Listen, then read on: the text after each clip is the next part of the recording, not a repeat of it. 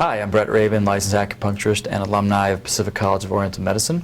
Something we're going to talk about today, a great diagnostic technique, is Chinese tongue diagnosis. And the best way that I like to describe to people who are unfamiliar with that is the tongue is the only muscle we can really see outside the body. So it's a good indicator of what's going on inside the body with the internal organs and fluids and things of that nature. So what you usually have to do is a great way to do it, a rule of thumb, is to kind of show the patient first, just to kind of relax your tongue, stick out your tongue. Just like that, that's perfect, and close it.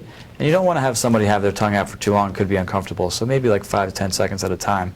So a good indication with the tongue is there's different regions and mappings. So can you please stick out your tongue again? Mm-hmm. In the front here, kind of corresponds to the heart and lungs, more of the upper jowl.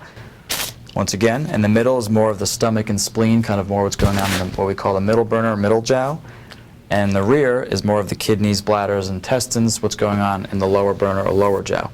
So that kind of corresponds to the mapping as well. If you could stick out your tongue one more time, please. Along the sides of the tongue kind of corresponds to the liver, gallbladder, which makes sense because it's directly proportional to the sides of your body here as well. So it's a really good indicator of what's going on with the person's diet, their constitution, and their just daily habits. So in doing Chinese tongue diagnosis, there are several important factors to consider. Please stick out your tongue. One thing is to consider is the overall shape and size of the tongue. It says a lot about a person's constitution, body type. Another thing to consider as well is the coating of the tongue. That has a lot to do with the moisture, especially in the internal organs like the stomach and spleen of the intestines, what's going on with their digestive system.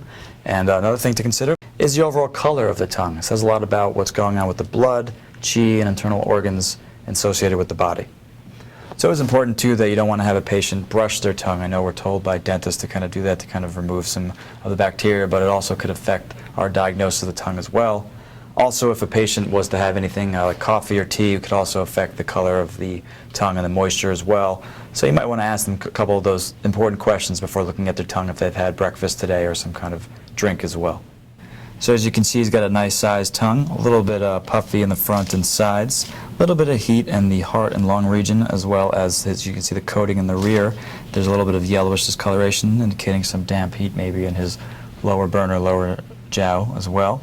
And as you can see, another important diagnostic tool is he's just sticking out his tongue relaxed. It's a little bit of quivering, as we say. That's kind of an indication of maybe possible spleen qi deficiency, some maybe fatigue or gas or bloating following some eating and things of that nature.